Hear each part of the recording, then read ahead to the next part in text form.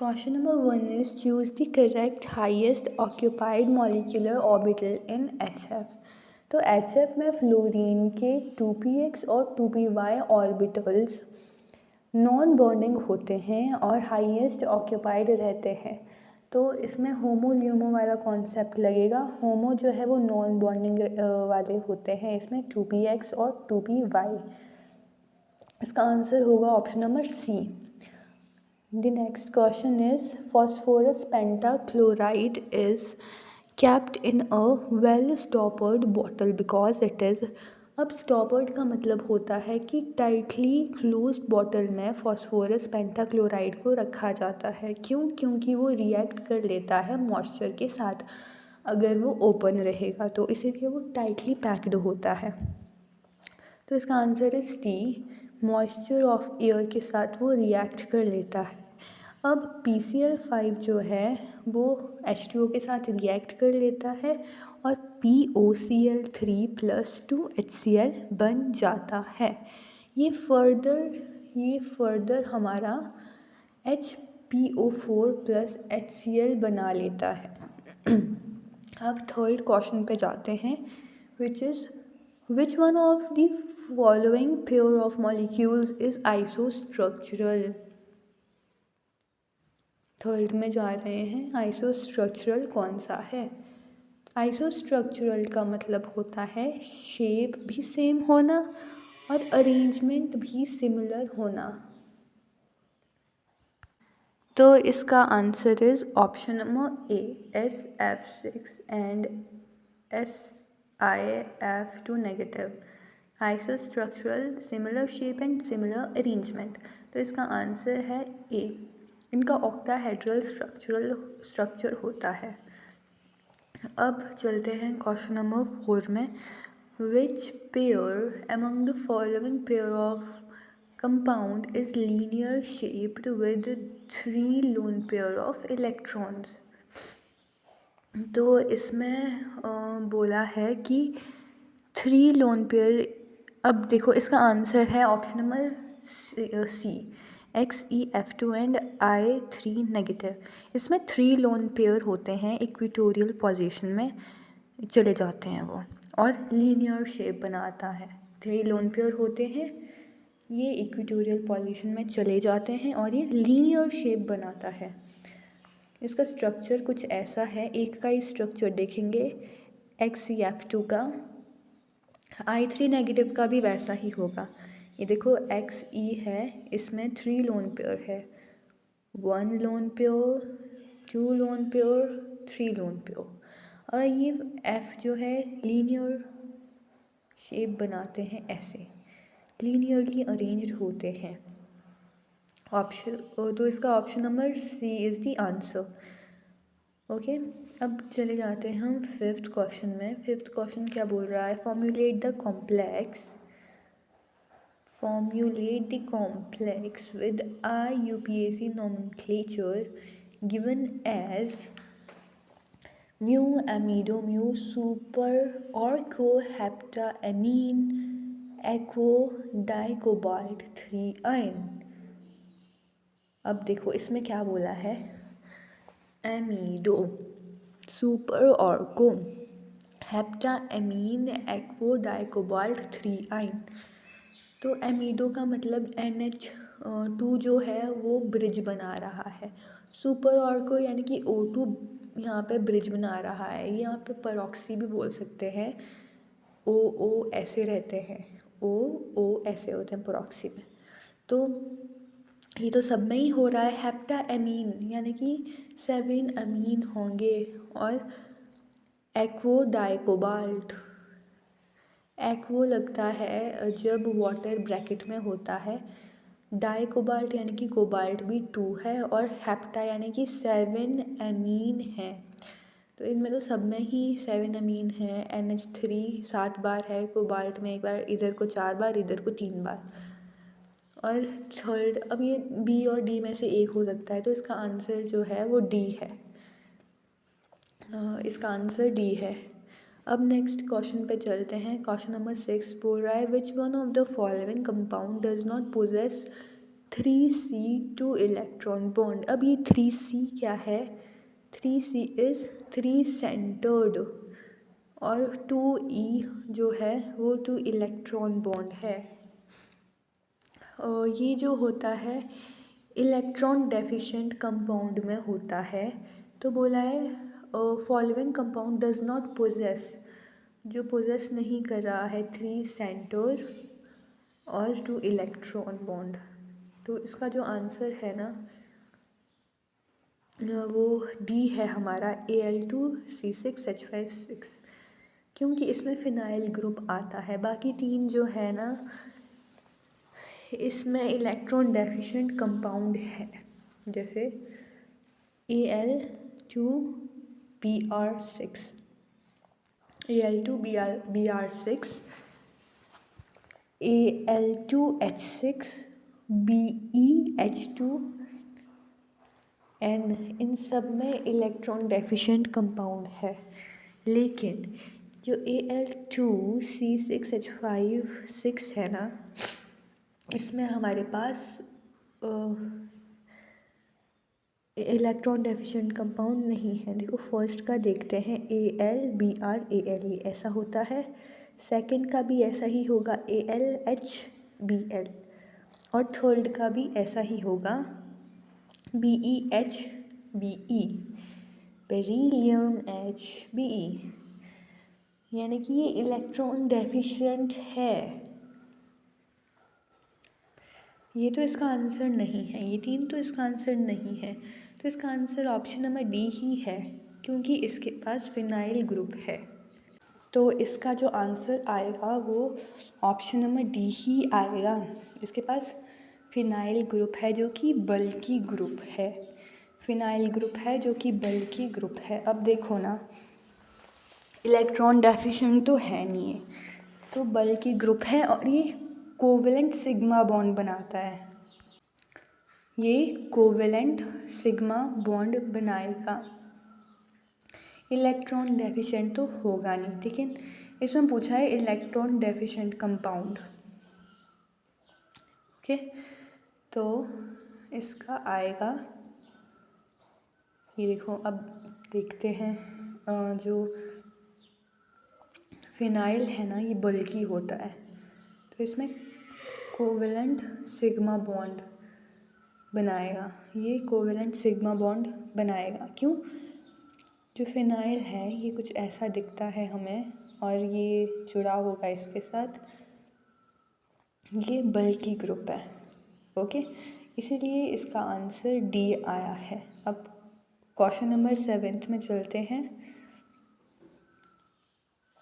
Question number 7 क्या बोल रहा है? If the nitrogen atom had electronic configuration 1s7, अगर नाइट्रोजन एटम की कॉन्फ़िगरेशन 1s7 होती, it would have energy lower than that of the normal ground state configuration. तो इसकी एनर्जी जो है कम होती नॉर्मल ग्राउंड स्टेट कॉन्फ़िगरेशन से, 1s2, 2s2, 2p3 जो होता है, as the electron would be closer to the nucleus. However, 1s7 configuration is not observed because it violates. अच्छा, ये तो होती ही नहीं है। क्यों? क्योंकि ये वायलेट करती है Bohr's postulate of stationary orbital Pauli's exclusion principle. इसका आंसर पॉल्स एक्सक्लूजन प्रिंसिपल है, क्योंकि ये बताता है हमें कि जो एक ऑर्बिटल होता है उसमें मैक्सिमम 2 ही इलेक्ट्रॉन आ सकते हैं। हर्न्स रूल भी नहीं है, हेसेनबर्ग अनसर्टेनिटी प्रिंसिपल भी नहीं है, इसका पॉलीज एक्सक्लूजन प्रिंसिपल ही आंसर है, क्योंकि ये बताता है एक ऑर्बिटल में मैक्सिमम 2 इलेक्ट्रॉन आ सकते हैं जो कि ऑपोजिट स्पिन के ही हो सकते हैं। ये देखो, जो कि ऑपोजिट स्पिन के ही होते हैं। तो इसका आंसर ऑप्शन नंबर बी ही होगा। अब next is question 8। The time independent Schrodinger's equation of a system represent the conservation of the. अब अब देखो ये क्या रिप्रेजेंट करता है, स्क्रॉडिंगर इक्वेशन क्या रिप्रेजेंट करती है किसी सिस्टम की, ये conservation of total potential energy of the system को रिप्रेजेंट करती है। तो इसका ऑप्शन आएगा ऑप्शन नंबर डी। नेक्स्ट देखते हैं क्वेश्चन नंबर 9 बोलता है which one of the following AXNEM catalog is correct for XEF3 positive, wherein A is the central atom, X singly bonded ligand and E is unshared electron pair। अब XE जो है ये central atom है, ठीक है, तो A central atom है, X singly bonded है और XE के साथ F3 है, F3 पॉजिटिव है, ये है सेंट्रल एटम, एक्सी है सेंट्रल एटम, इसके साथ 3 बॉन्ड पेयर है क्योंकि F3 इसके साथ जुड़ा हुआ है तो इसके पास 3 बॉन्ड पेयर है और एक इसके पास लोन पेयर है।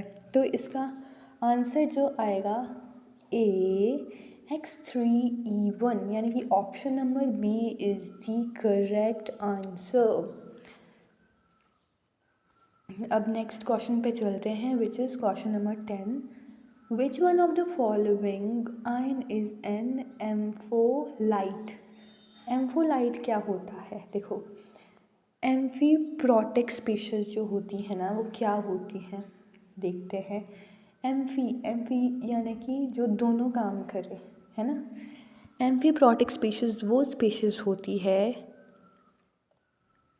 जहाँ पे हाइड्रोजन जो है यानी जहाँ पे H पॉजिटिव जो है डोनर भी होता है और एक्सेप्ट भी कर सकता है। H पॉजिटिव डोनर भी हो सकता है और वो ऐसी स्पीशीज़ उसको H पॉजिटिव को यानी कि प्रोटॉन को डोनेट भी कर सकती है और एक्सेप्ट भी कर सकती है। तो इसमें PO4 3 नेगेटिव तो नहीं होगा क्योंकि इसके पास तो H ही नहीं है। NO3 नेगेटिव भी नहीं होगा, SO4 2 नेगेटिव भी नहीं होगा। क्यों? क्योंकि इसमें H ही नहीं है, इनमें कहीं H है ही नहीं। HPO4 2 नेगेटिव हो सकता है क्योंकि इसके पास H भी है और अगर ये H को दे देगा तो PO4 3 नेगेटिव हो जाएगा और अगर एक्सेप्ट कर लेगा तो H2PO4 नेगेटिव हो जाएगा। इसको कुछ ऐसे समझते हैं, इसको लिख के समझते हैं। HPO4 2 नेगेटिव H को दे के PO4 3 नेगेटिव हो जाता है और HPO4 2 positive 2 negative plus H positive, अगर H पॉजिटिव आ जाता है तो H2PO4 हो जाता है। थोड़ा सा गलत कर लिया, ऊपर 2 नेगेटिव लगाया ही नहीं पर उसमें 2 नेगेटिव है। अब next question is question number 11। इसका तो क्वेश्चन नंबर 10th का डी आंसर है। क्वेश्चन नंबर 11th क्या बोलता है, which one of the following compound is not categorised as sesqui oxide. अब ये सेस्क्वी ऑक्साइड क्या होते हैं इनकी जो जनरल फार्मूला होता है ना वो होता है M2O3। इसके एग्जाम्पल है B2O3 Fe2O3। सेस्क्वी ऑक्साइड का जनरल फार्मूला जो है ये होता है M2O3 और इसके एग्जाम्पल B2O3 है, इसका एग्जाम्पल Fe2O3 है। Al2Cl3 भी हो सकता है क्योंकि M2O3 होना है। और इसका आंसर यहाँ पे देखो Fe2O3 ही है, La2 तो होता ही नहीं है, ठीक है। तो Fe2O3 इसका एग्जाम्पल है। वो क्वेश्चन नंबर 12 में चलते हैं। choose the module which will form a linear polymeric structure, जो linear polymeric structure बनाता है। और वो कौन बनाता है? HF नहीं बनाएगा। पॉलीमेरिक, पॉली यानी कि मैनी, तो HF के पास तो सिर्फ एक एक ही एटम है, एक H का एक F का। AlCl3 हो सकता है क्योंकि Cl3 है, तो यही इसका आंसर है B, AlCl3 due to bridging Cl atom.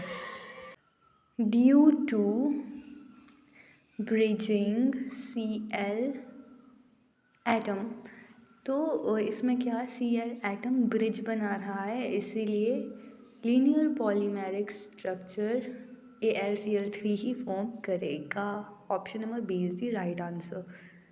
Now next question is choose the correct of the bond strength of sigma bond formed by S and P orbital. इसका आंसर ऑप्शन नंबर सी आएगा, sigma SPX, sigma SS, sigma PX और PX, क्योंकि इसमें जो concept लगेगा वो percentage S character का लगेगा, SP, SP2 और SP3। अब इसमें क्या होता है ना, SP में सबसे ज़्यादा S करेक्टर होता है, 50% SP में S करेक्टर होता है। उसके बाद SP2 में 33.33% और SP3 में 25% होता है। देखो SP2 में 33.33% होता है और SP3 में 25% S करेक्टर होता है। जितना ज़्यादा S करेक्टर होगा बॉन्ड स्ट्रेंथ भी उतनी ज़्यादा होगी। तो sigma bond formed by S and P orbital, तो इसका C option is the right answer. अब नेक्स्ट क्वेश्चन पे चलते हैं, विच इज़ क्वेश्चन नंबर 14। ये बता रहा है इन अ D2 system in an octahedral field 3 transition in accordance with Laporate allowed and spin allowed are observed. Which one of the following transition is not correct?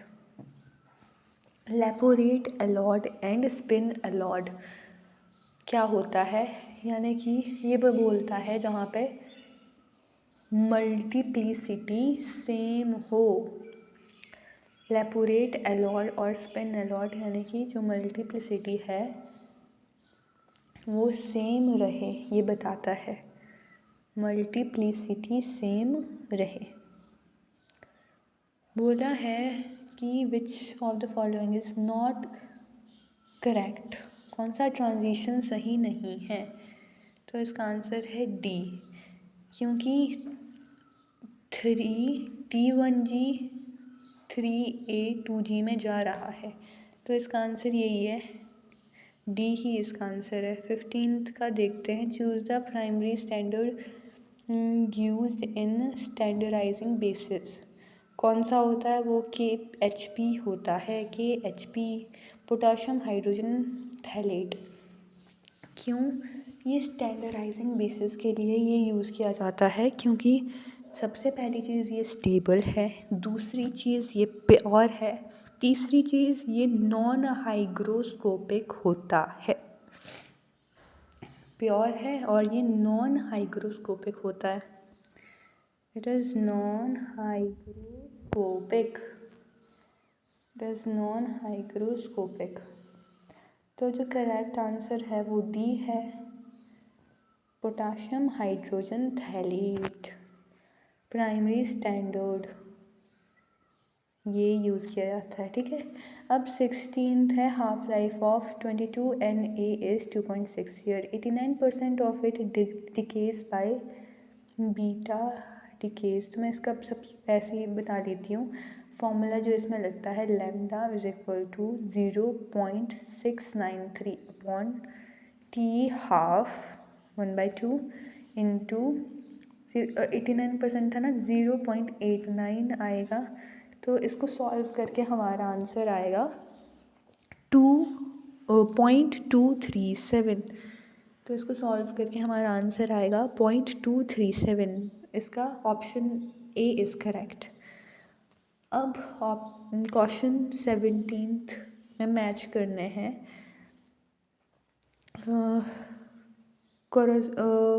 Corresponding coordination number और shape correct बतानी है हमें complexes की। तो first देखो क्या है, ERNCS6, तो इसका कोऑर्डिनेशन नंबर 6 दिख रहा है, पूरा तो 6 है फोर्थ में, कहीं फोर्थ में 6 हैं, बी और सी ऑप्शन 2 है। और सेकेंड है CE2 एसिटाइल एसीटोनेट 4, इसमें कोऑर्डिनेशन नंबर 8 है और ये एंटी प्रिज्म है। तो आंसर जो है वो इसका सी आएगा, क्योंकि 2 का 2 ही है, इसका सी ही आएगा। और इसका थर्ड का वेट हाँ, इसका थर्ड ही है। वो मैच थोड़े से गलत हो चुके हैं पर ये थर्ड ही है। अब नेक्स्ट देखो, the first synthetic chemical used as a pesticide was option number A 1 2 3 4 5 6 hexachlorocyclohexane. इसका ऑप्शन नंबर ए है। Next question is classify the following reaction SO2 SO2, तो इसका ऑटो आयनाइजेशन, यानी कि option number A is the correct answer. Question number 20 is, which statement correctly represent the Q value in a nuclear reaction? It is the mass defect of a nucleus. No. It is the amount of energy released or absorbed during the reaction. तो Q value को कौन represent कर रहा है? It is the amount of energy released और absorbed during the reaction, कितनी energy release हुई और अब्जॉर्ब, तो B is the correct answer.